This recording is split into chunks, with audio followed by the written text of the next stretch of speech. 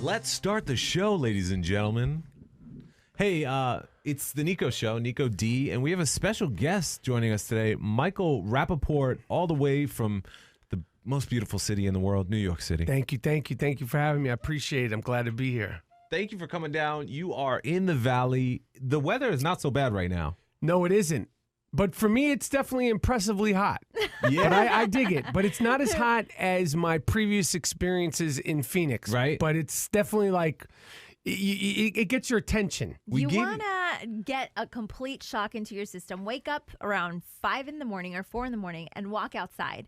You're going to want a light sweater. I promise. Fall is here. And then it just changes quickly, huh? It does. Well, I'm glad to be here. But yeah, I got a little light sweater with me. I was surprised. I felt the breeze. I was up early. I felt a little breeze, so I was impressed. It's not bad at all. You are performing this weekend, my friend. Yes. Do you perform a lot of stand-up comedy these days? Because I know you're an actor, you're a Yes. comedian, you're also like a sports trash connoisseur. Yes. But yeah, I'm on tour now, performing stand-up comedy, disruptive comedy is what I call it. I'm at Copper Blues Live tonight, Friday, one show, and then 2 shows tomorrow night at Copper Blues Live, CB Live. And I'm excited to perform here in Phoenix. It's going to be fun show. A lot of I talk crap, talk about myself, talk about everybody else, but it's all good humor, and I think people will enjoy it in Phoenix tonight. I just moved to Phoenix about 1.5 years ago, and I'd say that the Phoenix comedy scene is surprisingly good. Like the vibe that I get from the comedians that perform in the Valley definitely say about how responsive the crowds are. Yeah, well, I mean, the club is apparently high tech and the new frontier of comedy clubs at Copper Blues Live. So I'm excited about that. But I think in general, comedy is booming right now. Yeah, There's so many different kinds of comedians. There's so many forums to see comedy. So when you get a chance to see a comedy live, I think that's what's going on, and it's booming. It's like the big boom, the second big boom of comedy. And for me, I'm excited about it. And whether you're watching, on Netflix or YouTube, there's nothing like seeing somebody live because it's so spontaneous. And that's what for me, I love that about a comedy and performing live is the unpredictability of it, good, bad, or indifferent. Mm-hmm. You never really know what's going to happen, how it's going to play out. And obviously you have your set and your go-to stuff. But for me, like the crowd work and playing with the crowd, you never know how that's going to sort of play out. And that's the thing that kind of gets you that little buzz, that little nervous energy before you go on stage. I'm sure every single show is different too. I was a theater student. That's what I have my degree in. So every night that we performed, it was a little different. That's why I personally always preferred being on stage than like behind a camera. Yep. Just the live audience, the reaction, every day just being, you get one chance and you just go and you try and kill it, right? Yeah, you try to kill it. You try to kill it. And I'm definitely going to try to kill it tonight and tomorrow at Copper Blues Live. But I love that about the live interaction, because making a movie, I love making movies. I love working with a camera, and that's my first love and always going to be my first love. But that spontaneity, you just can't. I don't know. It's like you can't duplicate that, like the feeling of it, and that's like the high that you get off when you come off stage from performing live. You can't. I don't know. It's the only thing that I could compare it is sexual. That feeling, that adrenaline feeling. It's like endorphin rush. If you work out, they talk about that with running, which I don't do. So I don't know from running, but it's like that endorphin rush that you get from, I don't know, serotonin or something. We're getting into science projects here, but I dig it. Yeah, I mean, you just talked about the state of comedy right now and how it is booming. And they just announced, or Eddie Murphy just announced. It's Eddie Murphy, I understand, one of the gods of comedy over the past 30 years. But he signed with Netflix to do a 3 comedy special for $90 million. Listen, for 3 shows. Listen, Dave Chappelle right now is the king of comedy. Oh yeah, and he got a lot of money and is ridiculously great as his specials have been, and as much as they paid him. For Eddie, who hasn't done comedy since 80-something, right? if he actually, does it, it's going to be special. It's going to be unique. He was such a game-changing performer as a comedian, and his breakout on Saturday Night Live was so sort of like, when you were watching it week to week, that excitement. But to see him do stand-up now, it would be, pay him whatever he wants. I can't wait to see it. Yeah. I mean, I would consider him to be the Richard Pryor of like the 90s. And then Chappelle was more the Richard Pryor of the 2000s. Yeah. And I mean, you can go back and back, but... Yep. I mean, stand-up comedy these days. There's so many. There's anything you want. There's every kind, every point of view, every shape, color, gender, sexuality, political take. There's every flavor. It's like Baskin Robbins of comedy right now. Like every flavor, the 36 flavors are popping in stand-up comedy. So I love it. That wasn't my. I wasn't really aware of it. I just started doing it, but I didn't realize that it was such a. It was such a big deal right now, but I'm lucrative. It is lucrative. It is lucrative. But that's, I'll say for me, money, is great, and I love making money. I've never made business decisions. I've never made artistic business decisions. For me, it's always an artistic pull, and then the business is second. Despite, I probably could have, caked off on certain things throughout the years, but that's never been my pull is money. Right. Your priority. Yeah, it's never been my, like I said, I'm not going to turn down money, but that's never been like, do this to make money. It's always like, do this to kick butt, and then everything will follow suit. I would say that's definitely the way I view you personally, and just seeing your career throughout the years. I lived in New York City for 18 years. Okay. I've been a big fan of you and all your work for a long time. And it's just like, you're taking care of your family, they're good.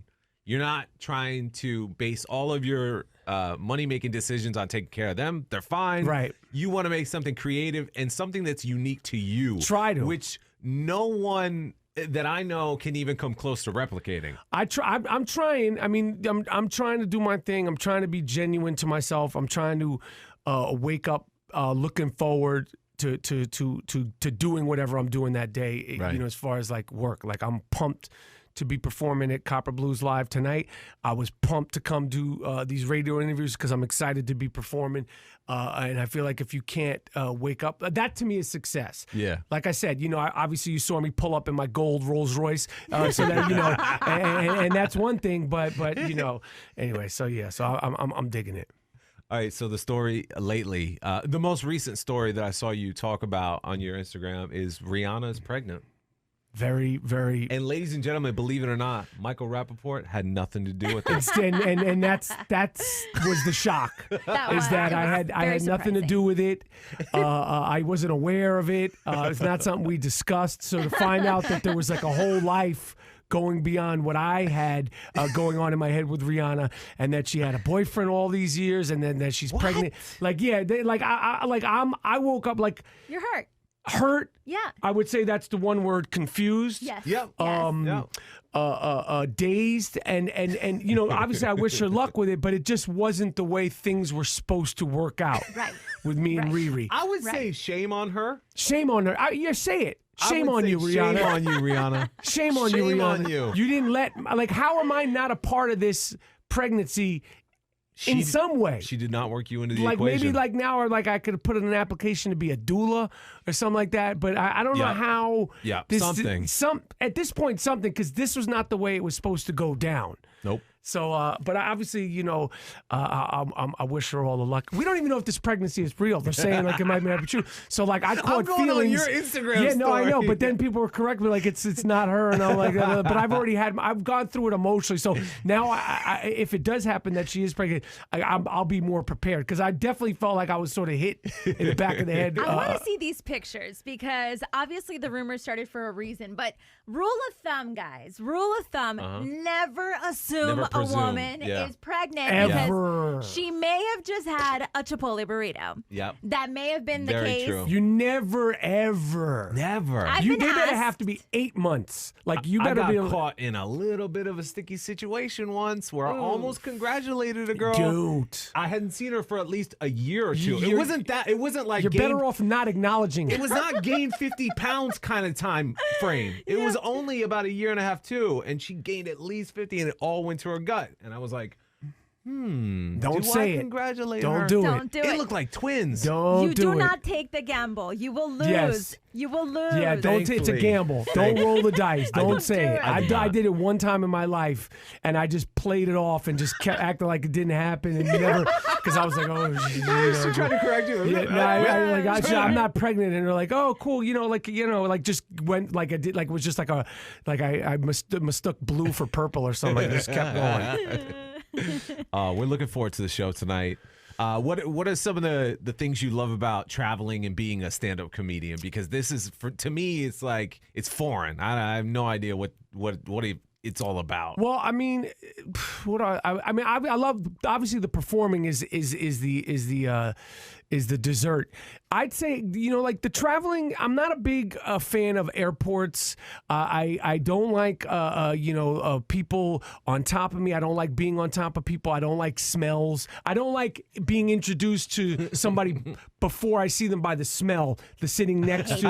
And then short flights, they tend to not keep up the planes. Like, you can smell the other people that were on the flight before you got on. Right, like, I'm like, yo, yeah. let's go to Rite Aid, get a little Lysol, like Get just something. just hook it up. Great plugins Please. that you can buy at Sage, Bath and Body some Works. lavender, Like, just something like that. I'm not into like the smelling and that stuff. But as far as like, I like going to each city and meeting the people and like exploring like the food. Like, I try to have one local meal while I'm in town. So that stuff and really just like the vibe and energy of the different crowds, what they take to, what they don't take to.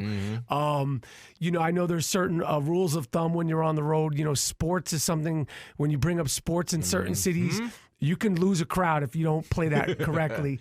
And definitely, And you are very opinionated when it comes to sports. sports and And politics the on the Yankees road. and the Diamondbacks were just playing. Yes, and I've never gotten over the Diamondbacks when they won that World Series versus the Yankees, and Randy Johnson and all that stuff. But it was a long time. It was during the 9/11 year, that World Series. But Yeah. it's all good. I'm definitely into the Arizona Cardinals. I like this kid Kyler Murray. He impressed me, and I'm a big Devin Booker fan. Oh, so okay. I'm looking forward to. And I've always been a Phoenix Sun fan with Charles Barkley and them. I was rooting for them to beat. It was a great era. It's a great era. If And Devin could just keep his nose clean and just play basketball, I think he'd be all right. I hope they do well. I like that team, and I like him a lot. They're so young. Yeah, that's true. But I'm a fan. It'll be good to be a Phoenix Suns fan this year, even if they're not winning, because all the dope players in the West coming through. Welcome the latest Phoenix sports lover, Michael love that. Rapaport. Thank you Yes. so much for joining us Thank in you the for having studio me. tonight. Tomorrow, all weekend long, Yes. CB Live. Go get your tickets. He's going to be in town. Yep. Cracking some jokes. Cracking some jokes and and hopefully not cracking any farts. no promises, though. Right?